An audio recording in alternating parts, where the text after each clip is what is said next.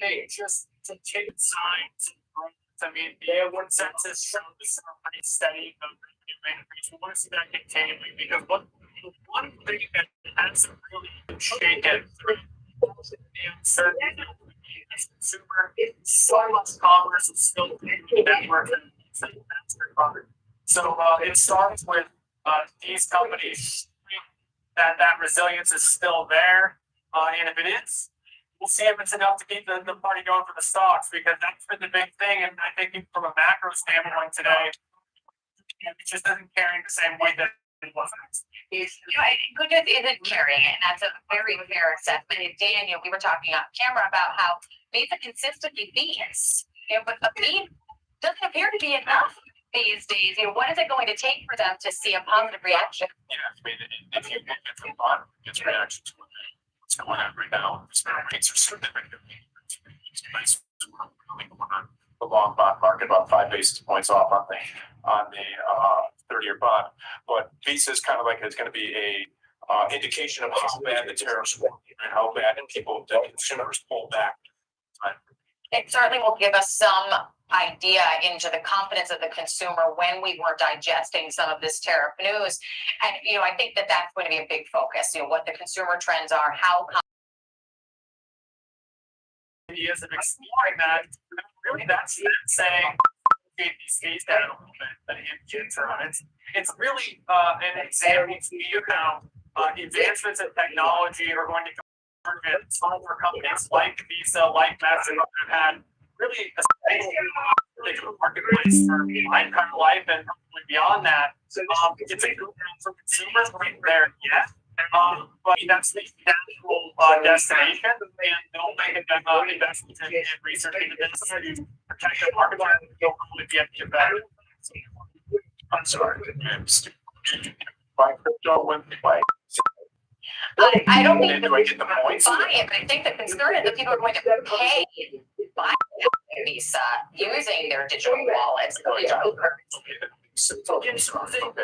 the idea is that there's networks that are essentially digital dollar, similar to how Uber up and back. This will be. But we won't roll that out, Dan. I mean, you can buy pretty much anything on a credit card. So I feel as though I shouldn't speak without saying that I know clearly the answer to that question. Everything's possible with a credit card. Let's get down to Starbucks.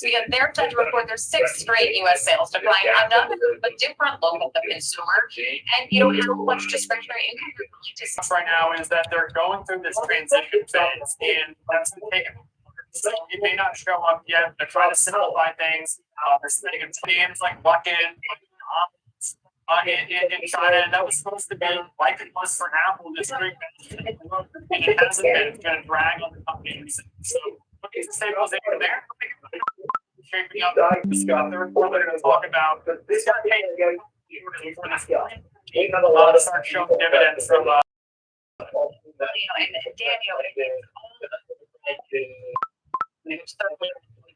Daniel, but how important for them is that they come in at least in line with expectations, but the expectations are not great. They are. They're coming in right now. Here come here.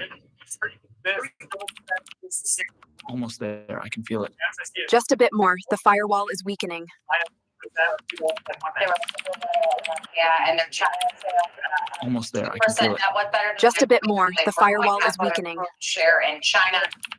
Net revenue coming in at $3.5 billion. Estimated was 9.29. So they did beat on revenue here. But it's a bummer for this turnaround here. We're taking a look. The Okay, I'm in. Let's see what this baby can do. It's a bigger miss than the firewalls are down. Download everything. Talk a lot about that China share. Let's take a look at the initial numbers. Okay, I'm in. Let's see what this baby can do. The firewalls are down. Download everything.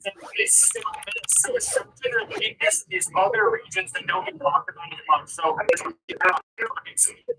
markets that they have exposure to. So North American sales came in 2%, including this whole America 2% down, so there was 2.5%.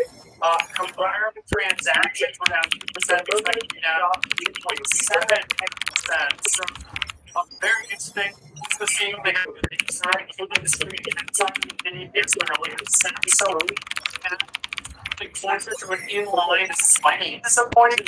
I think now that the Albions have seen that, you see the stock which are fairly good as well. So that Yeah, we saw that initial jumper here, you know, but it is interesting, you know, we're looking here, their international content came in at 0. You know, we're estimated to be up. So Dan, takeaways here, we knew this wasn't going to be great, mostly flat. There is a correction now after they mentioned the one-time item in terms of their chart. Yeah, it definitely was, I was rushing back in, so that was kind of neat. I did like Starbucks experience, you know, get the nice little lesson, get some in there. Yeah, it's not right,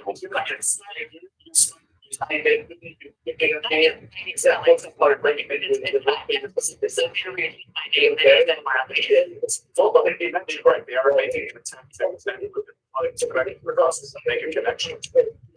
Trying to drive the signals. So one thing that sticks out to me here, it doesn't look like in the statement. I think saying waiting for the response to their existing share, whether it's lumpiness. This wasn't going to be your winning quarter. If it is, it's great. It's sort of like the cherry on top of the sundae. In this case, hearing that it's on pace, maybe ahead of pace. And it looks like they're on the way. Yeah, certainly. I'm looking at that new store. They opened 308 new stores. They're saying that at the end of Q3, 1% of their global portfolio, which is really the weight that they're hoping for. So I think that's probably driving some of the sentiment for the CEO. But I do want to put their results out as well. Their third quarter adjusted EPS came in at $2.98, which is above estimates for coming in at $10.2 billion, well above the estimate of the funding. But you know, as you get a first look at the number here, Dan, you know, they were expected to come in well for your takeaways. you know, when all went the traders were trying to strangle the market. They understand what this range, right? So we get the day, the break there, slams it down. And that's it. So Maybe Alex, as we're just getting a first look at these numbers here, you know, we did. Are you seeing that the driving some of this downward action now about 2%? It's like the reaction to the third quarter numbers was positive, but as some of the guidance numbers started to hit, it was wired. They did provide, you know, they did say that they see their digit. So to me, that's an example. Enough. These are the kind of nice products. They have a really fundamental disposition. It's really tough for them. Just the string of beats that they've had, you can go back 10 years, it's like 3 on EPS. This is in that period. There's an expectation. And sometimes it's got to be better than that. They see fourth quarter 25 high single digit EPS growth, comparing that to, you know, what this just a guy is. I'm trying to get. Well, and they expected the EPS growth for the full fiscal year to be in the low teens. So if that's, you know, that is going to be and now they're still reaffirming it means it's these 2025 EPS. So they already high single digit EPS growth for 25. That the numbers that I'm seeing close to 11% as it was before. So even if that was their own guidance, the street was looking for a hike here, so that could explain their. You know, it's interesting to see, you know, we've got the beats on the top and the bottom, you know, indicating a stronger consumer during this period, but these estimates that are coming in a little disappointing in terms of guidance, you know, what is that telling you about, both of you, about the consumer and the confidence of the consumer in their spending? Definitely pulling back. Apparently, sure looks like they're doing some effect of terribly uncertain. One of the things that you provide also